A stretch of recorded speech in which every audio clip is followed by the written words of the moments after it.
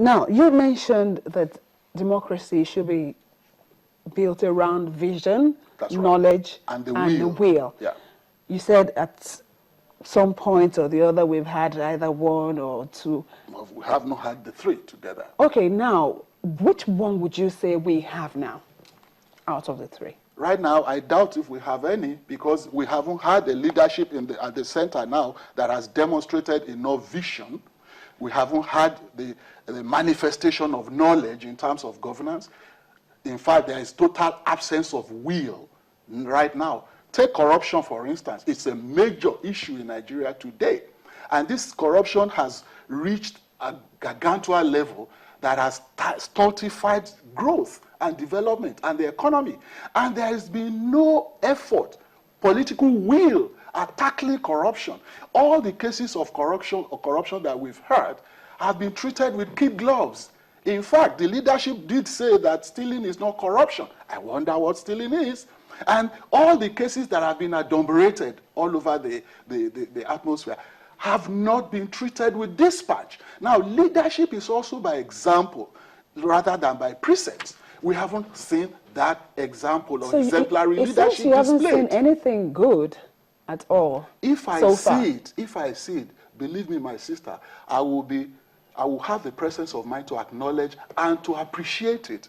But you pointed to me, the factors of development, of governance, of growth, of transparency, accountability, probity, I haven't seen any. And I'm saying that even symbolically, a leader must also show symbolism, sending the right cues to his subordinates. If a leader wakes up and gets to the office at 7 a.m., God helps the subordinates if they come to work late.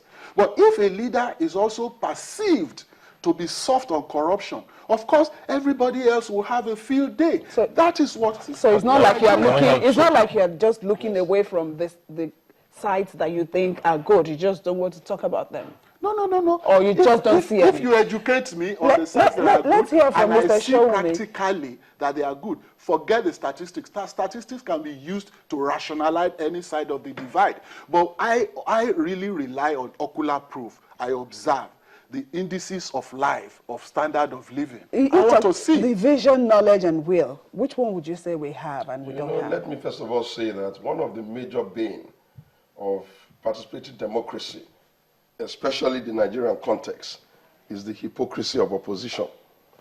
Hypocrisy of opposition in the sense that when you say you don't see knowledge, I suggest that they don't come more knowledgeable than academic qualification in this climb.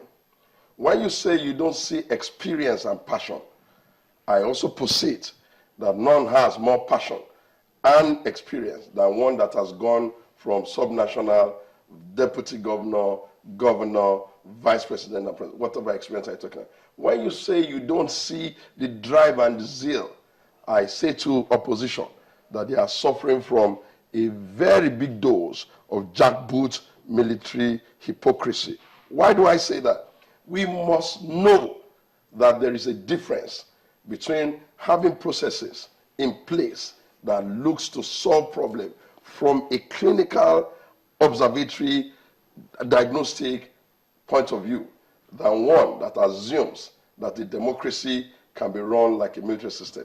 In any case, we run a federating system. However imperfect, there are spheres within the country that are within the absolute preserve of governors. There are spheres that are within the preserves of the federal government. In the spheres that opposition has had their sphere, yes, they've never been at the federal government level because they have not even been responsible with the areas under their field. They talk about social consciousness, and you laugh because we see within the areas under their control that they have not done anything to suggest that they can cater for the poor within their domain. Even the placement of their projects and the things they consider to be of value, we see that they are a grandstanding, playing to the gallery set of people who try as much as possible to push things in our eyes. Now, let us bring it home. The issues before us as a people now is to ask, do we really believe that as the age of this country, which also include the age of the leaders and the leading class, increases, that we must continually return to extremely old, naturally incapable of playing with 21st century competencies into leadership. Look, even what they call their trump card or their unique selling point, which they like to call their anti-corruption gab, you ask. All of the people that have been brought before the society, it doesn't matter that some of them have not been able to go to jail or whatever, have always been people from the federal side. You cannot point to one person that has come within the spheres of where the so-called opposition operates that has ever been reprimanded for corruption. So is that to suggest that the state is not a microcosm of the federal of the country? I tell you again, our challenge is the hypocrisy of opposition. Look, one thing that will bring it home was when opposition for many years kept screaming and shouting, let's have a national dialogue, let's have a debate, let us discuss the federation, let us do this, let us do that. And suddenly, a leader that has the kind of passion that they have says, okay, let us come to the table and do this conference. Guess what opposition did? The same set of people who have spent all of their money and all of their energy canvassing for this, suddenly now didn't want it. I tell you, our challenge in this country is that everybody wants to sweep a room, but not from where they are standing. And you know that is practically impossible. What, Mr. Well, there are Alake? fallacies there. If I may, Okay, serious before fallacies. Let's Okay. quickly.